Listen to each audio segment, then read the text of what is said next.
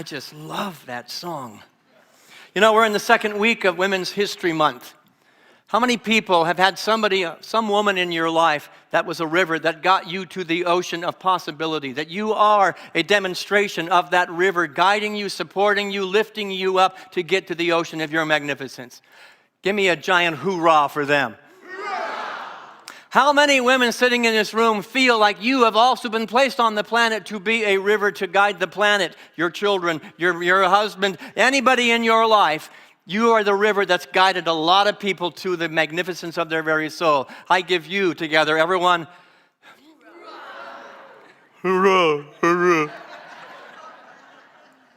How many people sitting in this room with both a female and a male body have a divine feminine within them that they had to call upon in times of darkness? When you were lost and you're trying to think your way into oneness with God, that you drop down into your heart, and you drop down into a space, and a divine feminine energy said, "You're okay, I've got you, I'm going to get you home." How many people have had that? Give me a one. I need a giant hoorah for the divine feminine in everyone. Together, hoo! All right, this is the second week of Women's History Month. So I thought I'd start with something kind of fun.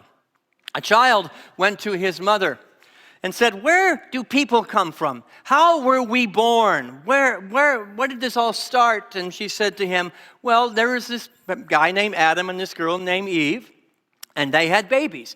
And then their babies grew up, and then they had more babies, and then so on and so forth. Here you are, here we are." And the little boy goes to his father and asks the same question, "Where do we come from? How were people born?" And Dad says, "Well, there were monkeys. There were a bunch of monkeys. And they eventually evolved into us, who we are today." Well, the little boy goes back to his mother and said, "Mom, you lied. You lied to me." And she says, No, honey, I didn't lie. Your father was just talking about his side of the family."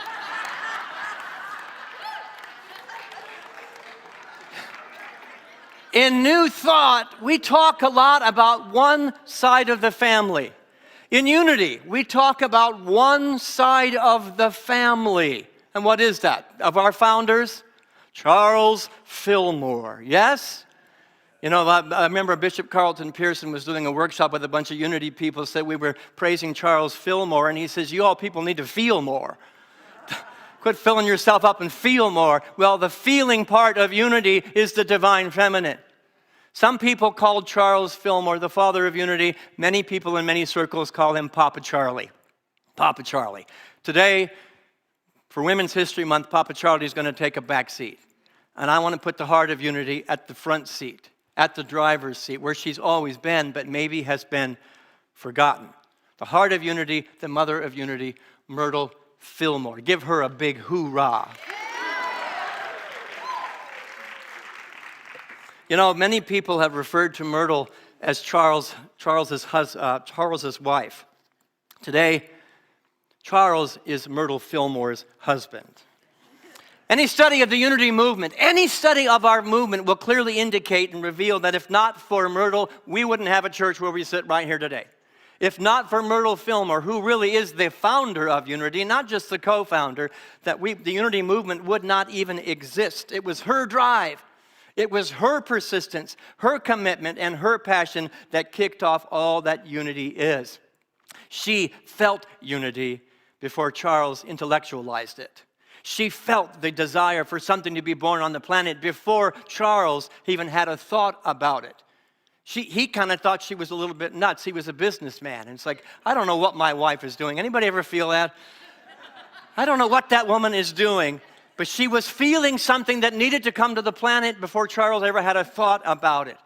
Today, I'm going to ask you several times to repeat some of her words and place your hand on your heart.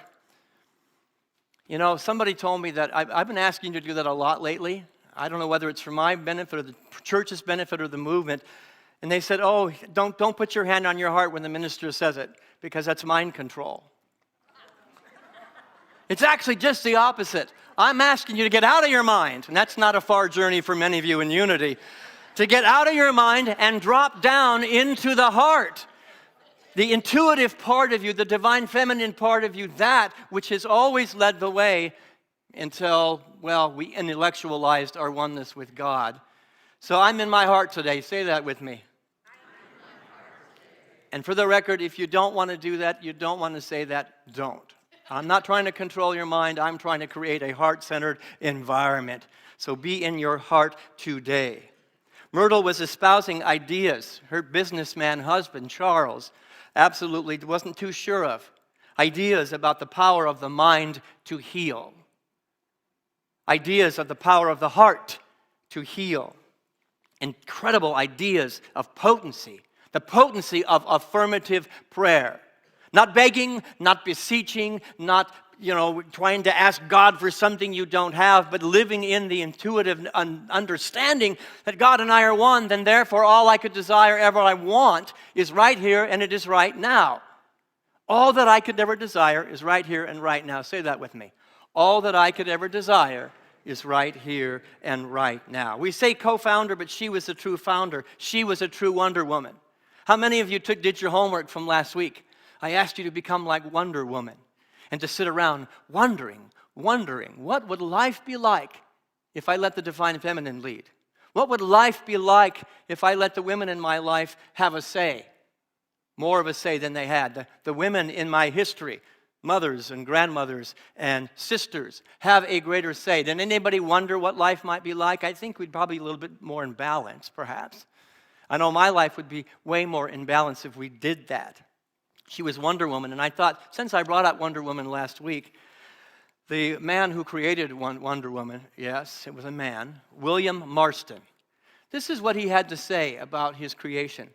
Wonder Woman is a psychological metaphor for conquering weakness in oneself and turning life's negatives into positives. Wonder Woman embodies the belief that women have the power to change the world for the better.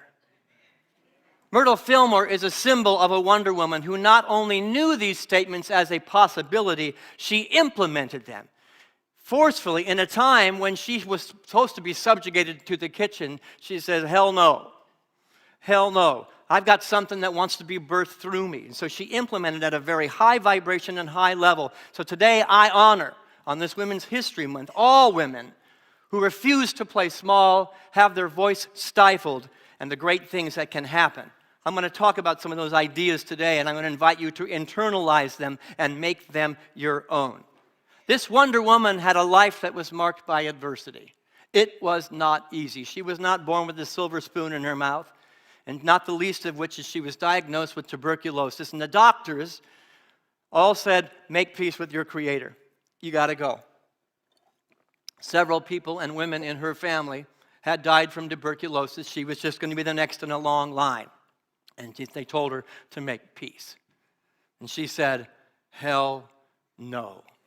I am not defined by a diagnosis. I am not defined by a limitation. I am not defined by my background. I am defined by the portal of God that I have been meant to be, been born to be. And she started espousing ideas, not just to her husband, but to anybody who would listen, as she invited people into prayer circles. Doctors told her to make peace, and she said, no, I'm a strong woman. Hell no. And she began a journey of affirming truth. She began a journey of claiming, affirming, praying, and manifesting, and feeling, most importantly, feeling wellness. Put your hand on your heart again and say, today I feel wellness. Today I feel abundance. Today I feel health. I want to follow in the footsteps of this Wonder Woman and turn negatives into positives. Many of you have come into this room today with somebody who told you something negative about you, or something you believed about yourself that was negative, or a limitation that somebody tried to put on you, whether it be a doctor, a partner, or anybody in the world. No, we are going to affirm your magnificence today. We're going to affirm your perfection today. We're going to affirm your health through the divine essence of the heart, the divine feminine of unity, and the divine feminine of each and every one of you. She prayed things. She prayed things loudly. And contrary to the popular religious belief system of the time, where we were taught over and over and over again by a patriarchal religious society to pray to God outside of you, pray to this capricious male God outside of you, this separate personality-centric God, for the health you don't have, for the good you don't have. Oh God, please, please, please give me, begging and beseeching. In our chaplain training, what they learn first of all is to claim the truth that it's the Father, it's the Mother's good pleasure to give you the kingdom, and it's been put into your hand, it's into your heart, and yours is to be the portal through which it is manifest. To claim the truth through the power of your thinking, through the power of your feeling nature, the divine feminine and the divine masculine coming into partnership and manifesting a better world, manifesting heaven on earth. Yes? Charles began to pay, her husband, Charles, began to pay attention. And yet, here's a miracle right here. Vilma Orrego, one of our chaplains, she broke her femur. And within days, she was moving and grooving up on her feet. Again, I don't know how she did it, but she does, because this woman is committed to prayer, just like Myrtle Filmer is committed to prayer. Here, I put your hand upon your heart. Let's put the next quote up there. These are things that I'm sure Vilma has prayed. These are things that Myrtle Fillmore prayed. I want you to pray them with me right now. Together, I am of God and therefore perfect. Breathe it in. Together, wholeness is my divine right. Do you believe this? I'm asking you to drop down into the place of belief. Do you believe that you believe, that you know, that you know, that you know? Together, I am a child of God. Therefore, I do not inherit sickness. I am a spiritual being, created in the image and likeness of God. I bless my body with thoughts of perfect health and wholeness. Breathe that in. Doesn't that feel better than, please God, please little old me, give me what I don't have? This is the foundation of unity, affirmative truth spoken. This is the most highly creative tool we have, our ability to speak into the manifest realm, our ability to think into the manifest realm. Check your thinking, check your language, because it's either creating more sickness or it's creating more wellness. Which do you choose? She shared truth that healing was not the mending of anything, that you were not broken, you didn't need to be fixed. But she taught the revelation of wholeness as an already present reality, a spiritual truth. True healing occurs when we align our thoughts, beliefs, and actions with the divine spiritual pattern that exists within you. Hand on her heart again. I want you to repeat after me. There's a divine spiritual pattern within me. Together, there is a divine spiritual pattern within me. She taught that healing begins the moment we choose to let go of fear and to embrace love. What's the most powerful force on the planet? Give the lady a lollipop. Love. Love is more powerful than your limitations. Love is more powerful than even your thoughts. Love is more powerful than any diagnosis. Love is more powerful than your bank account. Hallelujah, sister. That's love right over there. It's in her book. Love is more powerful than any circumstance or experience that you're having on earth. Why the heck do we try to think our way into healing? Why the heck do we try to think ourselves into evolution? We need to stop. No, don't. I'm not going to say that. I just got in trouble. We need to take the wonderful ideas of Charles Fillmore and drop down into the level of the heart, into the Myrtle Fillmore's truth and space, and that's where the healing will happen. That's where the change will happen. But we've forgotten that. We have forgotten that love is more powerful than any condition in your life. And I'm calling us during this Women's History Month to drop down to the divine feminine and intuit a greater capacity to love more freely, to love more purposefully, to love more openly and receptively and regularly. Healing begins the moment we choose love over fear, plain and simple. Thoughts like these began to have an effect on Myrtle Fillmore's body. She actually talked to her body as a beautiful temple of God, as a beautiful expression of God. And she'd say, I love you. I love you. Right now, I know the demographic. I look at the demographic of our congregation. Our bodies sometimes speak a little bit. Take your hand and place it on your heart and speak to your body in this moment, I love you. When was the last time you loved this beautiful miracle of a vehicle that you get to travel the earth with? I love you. And she said, I love you liver. I love you kidney. I love you heart. I love you lungs. I love you vascular system. I've had to love my digestive system over the last few weeks. Dr. Mark DeAndre, I don't know if you know him, he's a member of our church. He finally said, when are you going to start loving yourself enough? And he changed my diet, and I feel healthier than I felt in 50 years. Because I started loving my body enough to put into my body that which is good and holy and sacred, not which is toxic. And that comes not only through what I'm ingesting with what I'm eating, it's what am I allowing in the laboratory of my stinking thinking. Cleaning house, getting the cobwebs out of here. Myrtle Fillmore led the way. She was the first demonstration of what was possible. And Charles began to see, my wife is looking better. My wife is not going to die. My wife is going to live. And he got on board. He jumped on board and threw his energy and his mind behind the effects, and they had a great partnership. But make no mistake about it, it was a partnership. It was not Charles Fillmore. One of the most prominent of all unity offerings is silent unity. Anybody ever experienced silent unity? If you haven't, call them up. Tell them what you want. Jesus on the main line. Call them up and tell them what you want. 24/7, 365 days a year, constant prayer, constant consciousness, because life is consciousness. And the closer you are to your prayer life, the closer you are to God. It's been going on since 1929. Since 1929, constant prayer, the movement of spirit, a constant attention and commitment to staying awake. Repeat after me, I am committed to staying awake. I'm committed to staying aware. And I'm committed to dropping down to my heart. These prayer practitioners at Silent Unity hold truth. They hold truth for every prayer that ever comes in. Those boxes, that box back there where you put your prayers, chaplains here pray over it, then it goes to Silent Unity. It comes through mail, it comes through email, it comes through phone call, and it comes through visit. And there are practitioners holding the truth as they stand upon Myrtle Fillmore's shoulders.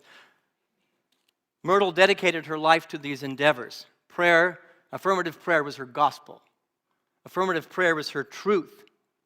In the beginning, she personally, this blows me away, personally prayed over and responded to every single prayer request. You know, it makes me laugh. In my household, I don't know if it's in your household, my mom can get sicker than a dog and still do the job. My mom can be down on her knees and the job still gets done. The men in my family, and I happen to be one of them, I've got a little bit of a sniffle. I think I need to go to bed. I think maybe I need to take a nap. The divine feminine is a strong place. Don't get me wrong. It is the place of strength. I want to be like my sisters who get up at 3 a.m. and take care of the kids. I want to be like my sister who was told, you can't get that job because only men have had that job, and she says, hell no. I want to channel the inner Myrtle Fillmore that said, get out of my way, men, because I've got work to do. I've got something to birth on the planet, and get out of my way because it's going to happen. And Charles, you better get on board, get on the bus, but take the back seat. She personally did whatever it took in a very patriarchal society that wanted to subjugate her voice. She didn't do it. And she prayed over each of those. She felt God, she knew God, and she claimed God. I got the chance in my seminary experience to go to Founders Church, 9th and Tracy in Kansas City, Missouri, and where she answered those prayers, where she answered those calls. The place was in a bit of dishevel. They were remodeling. But with all the lumber on the floor of Myrtle Fillmore's office, I was brought to tears because the energy and the power of faith was palpable. You could feel it, even in the mess and the dust. And when my fellow classmates went away, I stayed in Myrtle Fillmore's office. And I remember going, I think I can do this. I was scared to death to step into a role of a minister of this church. But I remember the moment. Thank you. I'll pay you later. But I remember the moment that I felt Myrtle Fillmore's presence. And it's easy to find Charles Fillmore's quote. He cluttered up spirituality with a lot of words. Anybody ever read a Fillmore book? You get headaches. But standing in the office of the divine feminine, the woman behind the man, or the woman in front of the man, however you look at it, I was brought to tears. because I knew at that moment I had the faith and the belief and the ability to pull out of myself what I could not see at that point. And I look at the women who have dotted the landscape of my life, and it was always women who saw something in me I couldn't see for myself. And so, yes, I get a lot of accolades. I get praises from Winifred in the corner over there. I get people that tell me good things, but let me tell you, I want to give all the applause to every woman who lined up, including my mother, my sisters, Myrtle, and a whole bunch of other people, women sitting in this room right now. I stand on your shoulders. Yes, absolutely. I said her first service. She was in there, so I made sure I got her name in there. But let's never forget the power that is behind the person who's up front. The strength that is behind the household. The strength that is behind the church. The strength that is behind every endeavor that has ever happened on this planet. Yes? Through the book Healing Letters, Myrtle Fillmore, it's a series of communications as she wrote back to those who had asked for prayer. Spiritual guidance and healing. Some of these words, let's go ahead and put the next slide up there. Let's read this together. Through the power of affirmative prayer, you can overcome any challenge. Let go of fear and doubt and trust in the divine plan unfolding in your life. See yourself as whole, healthy, and vibrant. Let this vision manifest in your physical reality. Put your hand on your heart one more time. Trust in the healing power of God's love and know that you are supported and guided every step of the way. Hoorah! Hoorah! Now, the Fillmores never intended churches. Did you know that? They didn't want churches because they knew what happens in churches is we klutz up truth. We get all into our head and we klutz up truth, but here we are. We do our best to tear it down as well. But they didn't want churches, but they had one vision, and one vision only, and Myrtle Fillmore led that vision, to use the principles of affirmative prayer to supplement your spiritual path. Unity was intended to be a tool you used as a Muslim, as a Christian, as a Jew. It was intended to be used as a tool to supplement your path as a Hindu or as a Buddhist. You see, they were one of the first interfaith speakers.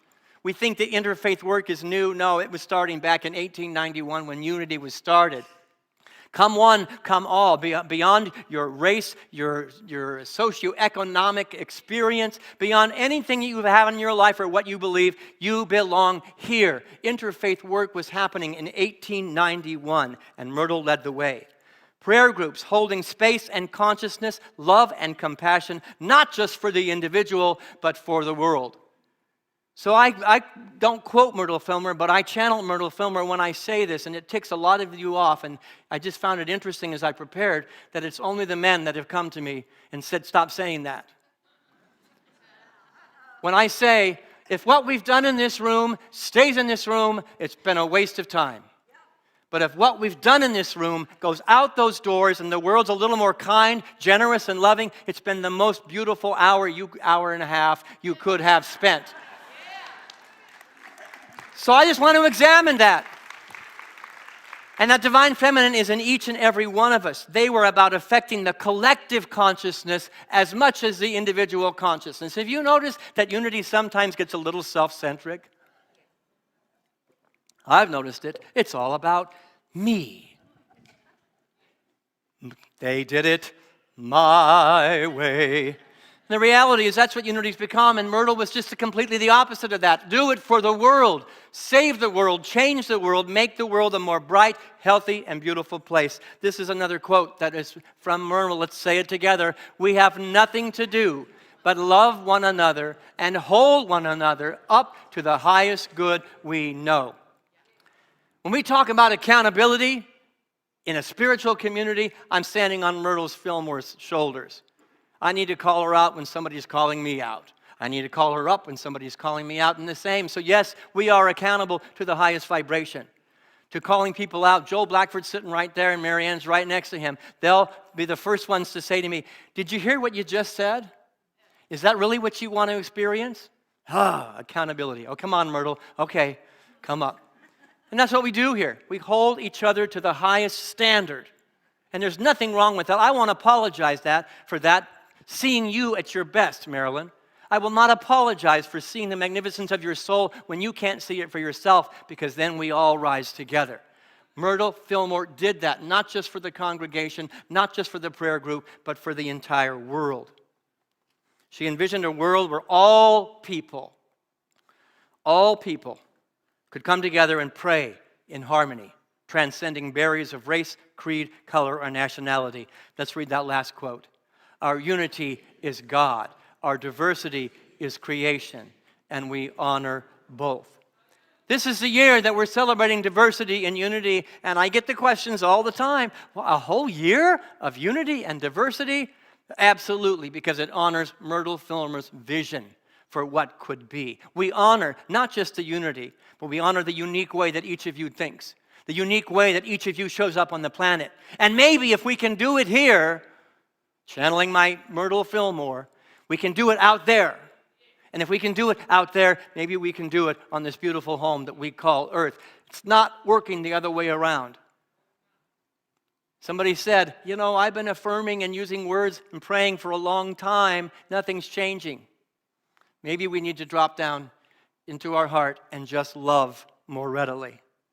Maybe we need to channel the divine feminine of the unity movement and go, I love the way you show up on the planet. I don't necessarily understand you, but I love you and thank you for being a part. Every one of these chaplains that was up here today shows up very differently. But when I drop down into my heart, I have no problem seeing the face of God. They have no problem seeing the face of God, no matter how difficult your life has been. No matter how dark your life has been or how much you have forgotten, their job is to say, I see the face of God. Turn to your left and your right and tell somebody, I see the face of God in you.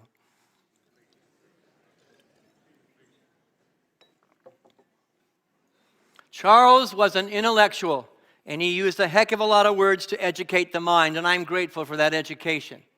But Myrtle, although equally as intelligent, equally as wise, spoke to and from the heart. And in particular, she wanted to get to the root of why the planet had been screwed up. Have you noticed that we've kind of messed up the planet a little bit? And we're all trying to think and intellectualize ourselves into changing the planet. Myrtle understood, I got to get to the root. Let me get the next generation coming in. She spoke to the kids. She spoke to the children. Our youth programs in this church stand on the backs of Myrtle, not Charles. Every YOUer, every Uniteen, every Unikid, every child, Myrtle absolutely spoke to their heart and said, let's get to the root. Maybe old dogs can't learn new tricks, but the new ones can. And that's why our youth programs are so vitally important here at Unity North. She was dedicated to reaching the heart of children before the years of accumulation. How many people have adult accumulation? Sometimes we wear it like an aura. It's like, look at me, I'm an adult. I'm well behaved and I'm messing up the world. Kids have innate goodness and power, and Myrtle Fillmore saw it. And so, yes, it's one of our priorities. Youth in this church is a priority. And sometimes we forget because we come in here, I'm just here to get. It's all about me. Nope, Channel Myrtle, it's all about the kids. It's all about the world. It's all about changing from the root up. Here are some quotes that Myrtle said about kids, and go ahead and read these with me. Do we have them up there? Is there no slide? There it is. Thank you, God. Let's read it together. Children are born with a natural connection to the divine. Every child is a precious gift from God, imbued with infinite potential and divine light. Teach children to see the beauty in themselves and others, for they are a reflection of God's love. Children are not just the future, they are our present teachers. So when I ask you to drop down into your heart, it's not about controlling your mind. It says, let the inner child out to play. Let the part of you that does not make apology for the love that you're bringing to the planet. And the crazy ideas founded in love. Let your inner child. So my challenge to you on behalf of Myrtle Fillmore is to go hug a child today and say, I know who you are. And it's like that beautiful scene from The Help. You are beautiful. You're magnificent. You are smart. You are intelligent. You are loving. All of these attributes tell a child. That's how we're going to transform the planet. And tell the inner child who's maybe 80 years old who has forgotten, you're beautiful. You know, I'm looking at Mike Stott over there. He is the biggest kid on the planet. And Mike Stott also does not pull punches when it comes to telling somebody they're amazing and they're wonderful. Turn to your left and your right. You're amazing, you're wonderful, and I love you. I'm going to invite the band to come back up. Band. Here's my favorite quote of Myrtle Fillmore's, and it's why I got into youth ministry in the first place. Let's read it together. Who meddles with the rosebud? What fingers are deft enough to pry open that marvel of folded beauty? We are wise enough to leave it alone, to follow the glad law of its own unfolding. But our children, have we dealt as wisely with these buds of marvelous possibility? Here we remembered that they, too, must quicken and unfold through the innate law of their own genius. Here's the greatest contribution to the planet that Myrtle Fillmore gave. All over the country, all over the world, kids are coming into Sunday school, and they're being told what to think by a male-dominant patriarchy. This is the truth. You need to be able to regurgitate this. Memorize these lines, and then when somebody asks you what they mean, here's exactly what you say. We've shut the mind of kids down. They're coming onto the planet to change it, and look out, they're going to say, hell no, get out of my way. So we might as well cooperate. Myrtle said, no, I will behold the presence of God and create a space for love to be made manifest, and then get out of their way.